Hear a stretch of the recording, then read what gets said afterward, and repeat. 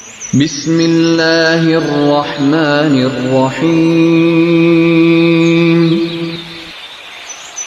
वलक़द यस्सरना अल-क़ुरआन लिज़्ज़िक्रि फ़हल मिन मुद्दकिर।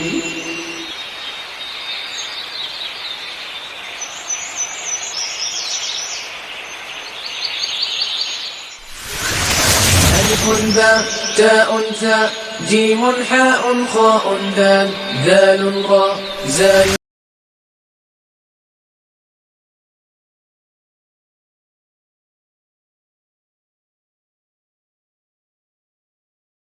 नहमदुहु व नसल्ली अला रसूलिल करीम। औज़ु बिल्लाहि मिनश शैतानिर रजीम। बिस्मिल्लाहिर रहमानिर रहीम। रब्बि इश्रह ली सदरी व यस्सिर ली अमरी वहलुल उक़दतम मिन लिसानी यफ़क़हू क़ौली। रब्बि यस्सिर व ला तुअस्सिर वतम्मिम बिल खैर। सदक़ल्लाहुल अज़ीम। अस्सलामु अलैकुम व रहमतुल्लाहि व बरकातुहू। कुरान अरबी कोर्स में आज अल्हम्दुलिल्लाह हमारा 19वां सबक है और फ़हम दीन की बुनियादी मालूमात भी हमारी शुरू हैं और साथ में सूरतुल बकरा का तर्जुमा अल्हम्दुलिल्लाह हमारा शुरू है।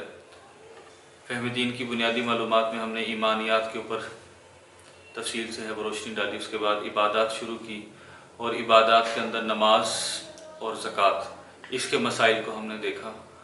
आज जो हमारा टॉपिक है वो है रोज़ा। रोज़े के जो मसाइल हैं उनको हम इंशाल्लाह देखेंगे और उसके बाद इबादत के अंदर, इबादत के बाद जो दूसरा जुज़ है इस्लाम का वो है मामलात। मामलात के अंदर हम रिज़्क़ हलाल, उसके ऊपर रोशनी डालेंगे। रिज़्क़ हलाल क्या होता है और कैसे कैसे हमारा रिज़्क़ नाउज़ुबिल्लाह हराम हो सकता है। रोज़ा, जैसे कि आगे रमज़ान शरीफ भी इंशाल्लाह आ रहा है, रोज़ा सिर्फ भूखा प्यासा रहने का नाम नहीं है बल्कि अपनी नफसानी ख्वाहिशात को काबू में रखने का नाम भी है। सुबह सहरी के वक्त यहाँ पर एक जो समझने वाली चीज़ है वो ये है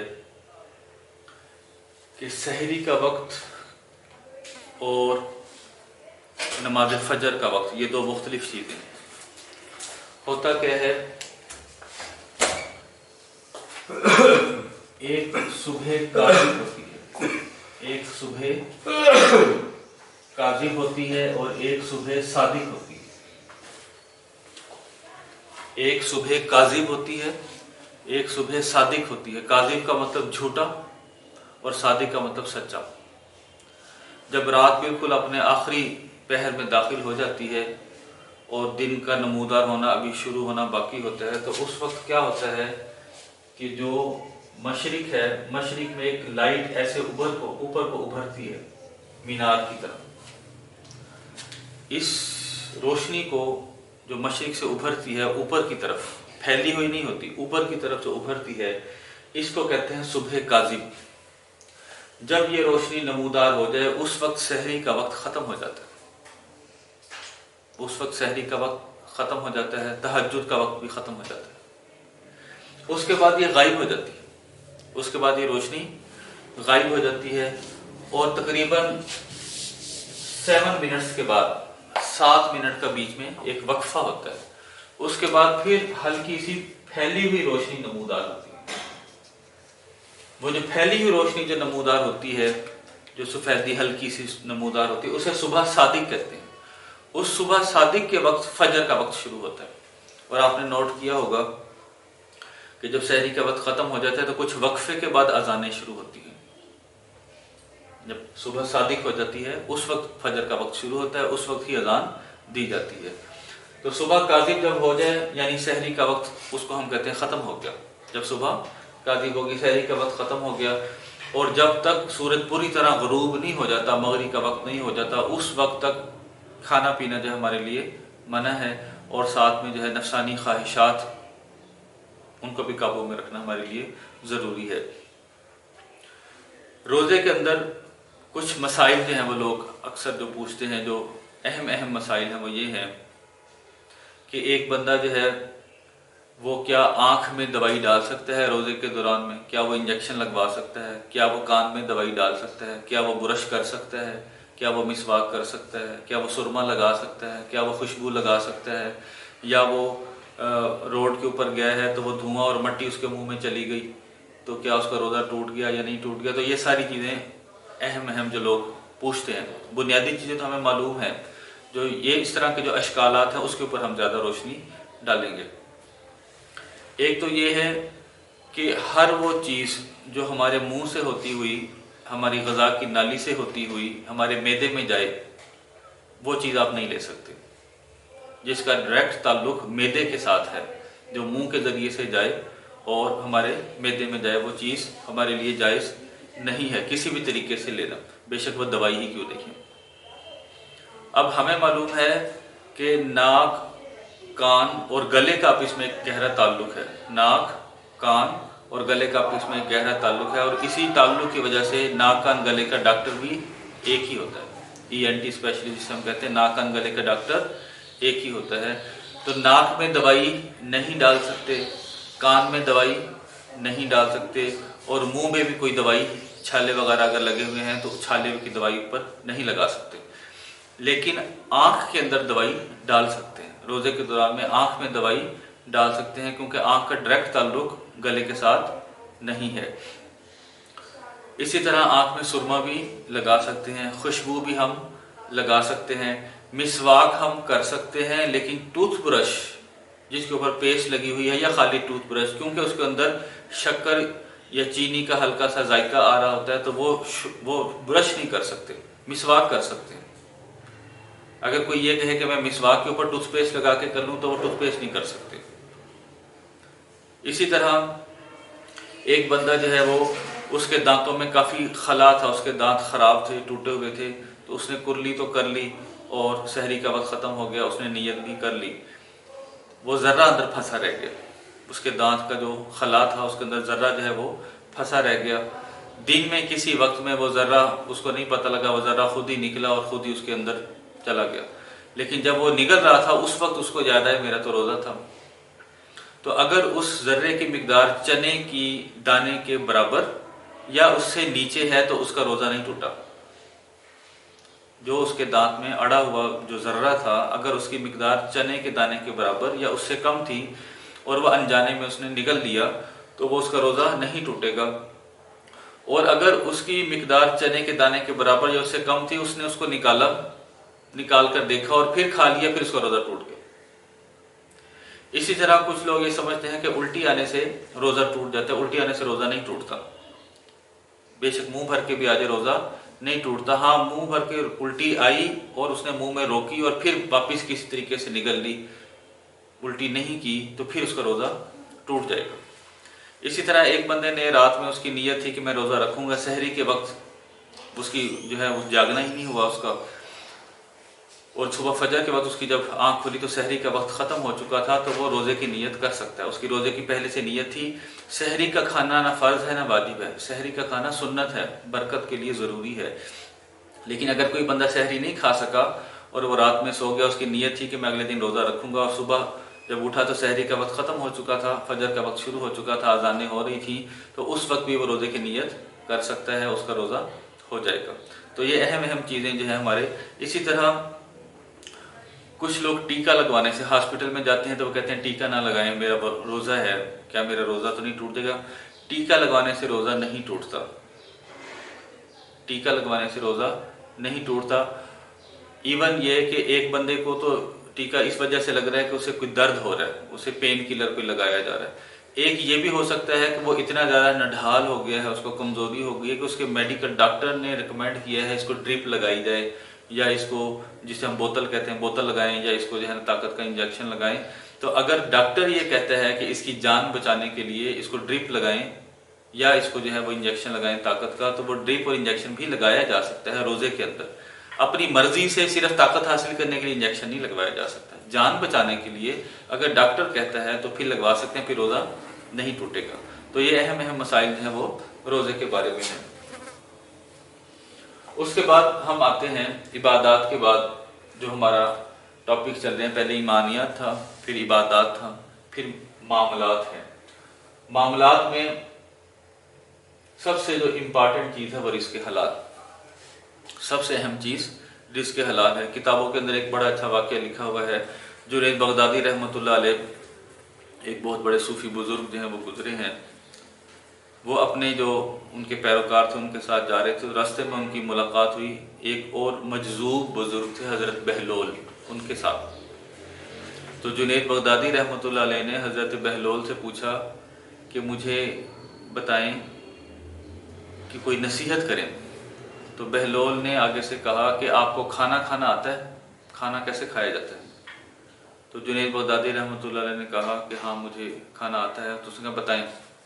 अब वो जो पैरोकार थे वो ये कह रहे थे कि जी आप किससे बात करें तो मजबूर सा बंदा है, दीवाना है, और आप इससे जो है ना वो बातचीत कर रहे हैं, नसीहत मांग रहे हैं, और ये फिर आपसे पूछ रहे हैं आप जैसी हंसी से कि खाना कैसे खाया जाता है। तो जुनैद बगदादी रहमतुल्लाह ने कहा आप खामोश रहें।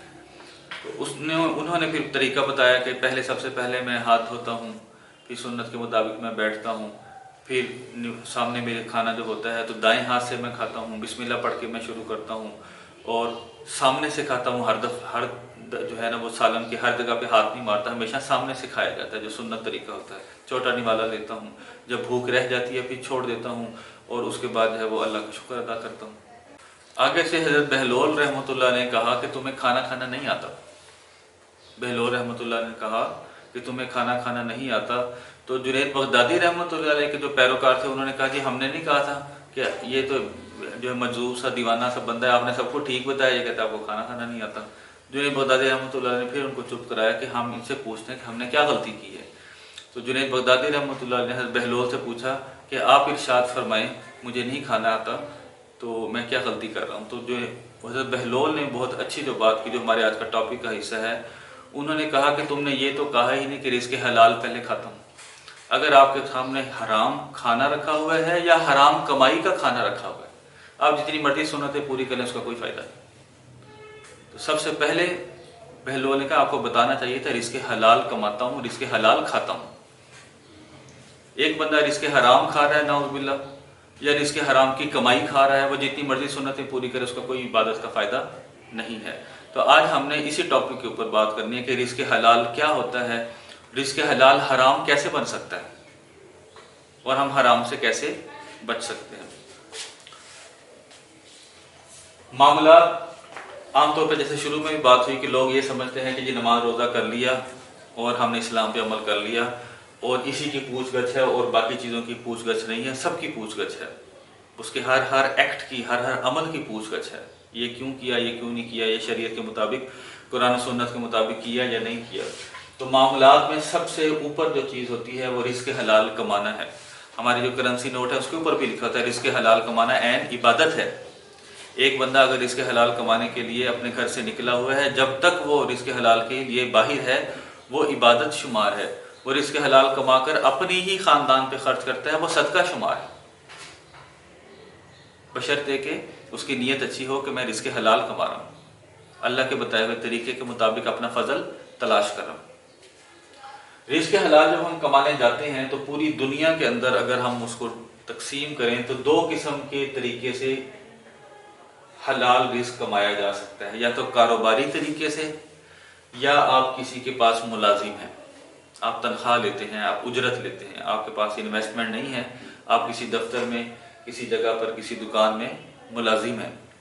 तो हम दोनों का देखते हैं कि दोनों का रिज़्क़ हलाल थोड़ा थोड़ा मुख्तलिफ है।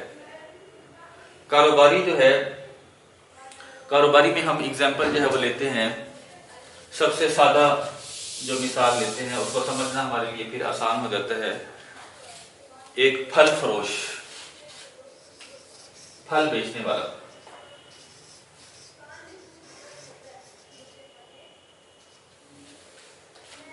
कारोबार किसी भी चीज का किया जा सकता है। आप फल बेच लें, सब्जी बेच लें, किताबें बेच लें, दवाइयां बेच लें, कपड़ा बेच लें, बड़े से बड़ा आपकी फैक्ट्री या फैक्ट्री में चीजें बना बना के उस फैक्ट्री की चीजों को बेच लें। छोटे से छोटा, बड़े से बड़ा, सबके ऊपर एक ही कानून लगेगा। और हम मिसाल किसकी ले रहे हैं? फल फरोश की। जो इसकी मिसाल है वही सबकी मिसाल। अब फल फरोश हराम कैसे कमाएगा? वो तो सेब बेच रहा है, वो तो माल्टे बेच रहा है, वो तो केले बेच रहा है, वो हराम, उसका रिस्क कैसे हो सकता है? उसका रिस्क भी हराम हो सकता है। कैसे हो सकता है? हम देखते हैं कि उसको किस चीज़ों का ख्याल रखना चाहिए और उसको इस चीज़ का इल्म भी होना चाहिए कि अल्लाह ताला ने मुझे कैसे बताया कि कारोबार कैसे किया जाता है। सबसे पहले हम ये देखते हैं कि एक फल फरोश है, फर्ज करें उसने रेडी लगाई हुई है, और जब वो रेडी लगाता है तो क्या करता है? गाहक की तरफ अच्छे और बड़े बड़े फल लगा देता है, अपनी तरफ गले सड़े और छोटे फल रखता है। गाहक जब आता है तो फल उसको अच्छे दिखते हैं, अच्छे फल देखकर वो उसकी गाहक उसकी रेडी की तरफ जो है मुतवज्जे होता है। उसका रेट तय हो गया, मिसाल के तौर सेब उसने लेने थे, वो 300 रुपए किलो उसने सेब उसके साथ तय हुआ। अब वो क्या करता है, दिखाता अच्छे है और उसके अंदर गले सड़े और छोटे भी शामिल कर रहा है। तो ये वाली चीज मिलावट है, जो दिखाया जाता है वही उसको दिया जाए, ये चीज उसके लिए क्या हो जाएगी, ये हराम हो जाएगी। इसी तरह कम तोलना, तोलता कम है, वो 900 ग्राम को 1000 ग्राम शो कराता है, नीचे बड़ा बात मकनादीस लगा देते हैं, बाज़ क्या करते हैं तराजू को टेढ़ा रख लेते हैं कि वो जल्दी वजन उसका झुक जाए। अभी वो 900 ग्राम ना हो तो वो 1000 ग्राम का इजहार कर रहा होता है। तो कम तोलना भी हराम है। अच्छा दिखा के घटिया देना ये भी हराम है। बगैर ऐब बताए, चीज के अंदर ऐब था, उसने ऐब बताए बगैर, हम देखते हैं कि उसने शापर में डाले और छुपा के जो है गला सड़ा भी जानबूझ के बीच में डाल दिया और ऐब नहीं बताया कि ये गला सड़ा था, तो ये वाली चीज उसके लिए क्या होगी जी, ये उसके लिए हराम होगी। उसके पास एक छोटा बच्चा आ गया है, फल फरोश के पास एक छोटा बच्चा आ गया, अब उसको पता है कि इस बच्चे को रेट्स का अंदाजा नहीं है, जो चीज 300 की थी उसने उसको 500 में दी। किसी की कम इल्मी से फायदा उठाते हुए नाजायज मुनाफा लेना ये भी हराम है। फिर हम गए अस्पताल में, अस्पताल के बाहर जो है हमने वो फ्रूट का इरादा किया, तो अंदर मरीजों के लिए फ्रूट लेके जाना, बाहर एक ही रेडी वाला खड़ा हुआ है, दूर दूर तक कोई रेडी वाला नहीं, और उस रेडी वाले को पता है कि दूर दूर तक कोई रेडी वाला नहीं, इसने लाजमी मुझसे खरीदनी है, वो मजबूरी से फायदा उठाते हुए 300 की चीज 500 में देता है, ये भी हराम। किसी की मजबूरी से फायदा उठाते हुए रेट का बढ़ा देना, किसी की कम इल्मी का फायदा उठाते हुए रेट बढ़ा देना, ऐप बताए बगैर चीज को बेच देना, या चीज के अंदर मिलावट करना, दिखाना कुछ देना कुछ, या उसको कम तोलना, ये सब के सब इस्लाम के अंदर हराम है। वो बेशक फल बेचने वाला हो, वो कपड़ा बेचने वाला हो, वो 2 नंबर दवाई बेचने वाला हो, जो भी बंदा है, अगर वो इन चीजों का लिहाज नहीं रख रहा तो वो अपने हलाल के अंदर हराम की आमेजिश कर रहा है, अपने हलाल के अंदर हराम की आमेजिश कर रहा है। उसको इस चीज का कम से कम, जैसे हमारा टॉपिक है कि हर बंदे को कम से कम इतना इल्म होना जरूरी है, जो उसको हलाल और हराम की पहचान हो, पाक और नापाक की पहचान हो, तो उसको पता होना चाहिए कि ये जो चीजें जिक्र की गई हैं ये हराम है। इवन ये कि हम जो है वो टैक्सी या रक्षा जो है वो किराए पे लेते हैं, और मैं किसी ऐसी जगह पे शहर में गया हूँ जो मैं अजनबी हूँ, मैं नया हूँ, मुझे नहीं पता कि यहाँ से जो है 2 किलोमीटर के फासले पर जो जगह है वो मेरे 2 किलोमीटर के फासले पर है कि 10 किलोमीटर के फासले पर है। वो रक्शे वाला जो है वो पहचान जाता है, और जहाँ पर 100 रुपये किराया बनता था वो मुझसे 500 रुपये ले लेता है, मेरी कम इल्मी का फायदा उठाते हुए। तो कम इल्मी का फायदा उठाते हुए, किसी की मजबूरी का फायदा उठाते हुए उससे नाजायज पैसे ले लेना। इसी तरह ज़ख़ीरा अंदोज़ी कुछ लोग कर लेते हैं कि मार्केट में किसी चीज़ की जो रसद थी वो कम पड़ गई, और उसको पता है कि रेट जो अभी बढ़ने वाले हैं, उसने जानबूझ के माल को रोक लिया ताकि लोग जो है उसके अंदर तलब बढ़ जाए, और फिर जब रेट ऊपर होगा फिर मैं अपनी ज़ख़ीरा की हुई चीज़ को निकालूंगा। तो ऐसा ज़ख़ीरा करना भी हराम। वैसे ज़ख़ीरा कर सकते हैं, स्टॉक कर सकते हैं, लेकिन लोगों की मजबूरी को देखते हुए कि लोग मजबूर होंगे, एक वक्त आएगा ज़रूर मुझसे ख़रीदेंगे, मैं ऊपर को लेके जाऊँ और मार्केट में शार्ट हो जाए, फिर मैं ब्लैक में बेचूँ, तो ये ऐसा ब्लैक में बेचना ये क्या है, ये हराम है। ऐप बता के चीज़ बेचना ये ज़रूरी है, अगर बगैर ऐप बताए बेच रहा है तो ये हराम है। ये सारी चीज़ें जो है, इन चीज़ों का लिहाज रखना उसके लिए, कारोबारी के लिए ज़रूरी है। वो बेशक फल फरोश है या बेशक वो बड़े से बड़ा ताजिर है, सबके लिए यही शराइत है। उसके बाद जो कमाई का दूसरा जरिया जो होता है रिज़्क़ हलाल का, वो मुलाजिम पेशा होता है, वो तनख्वाहदार होता है, वो उजरत लेता है। वो छोटे से छोटा मजदूर भी हो सकता है और बड़े से बड़े ऑफिस के अंदर आला अफसर भी हो सकता है। जो मुलाजिम पेशा है वो मुलाजिम पेशा, वो उजरत लेता है।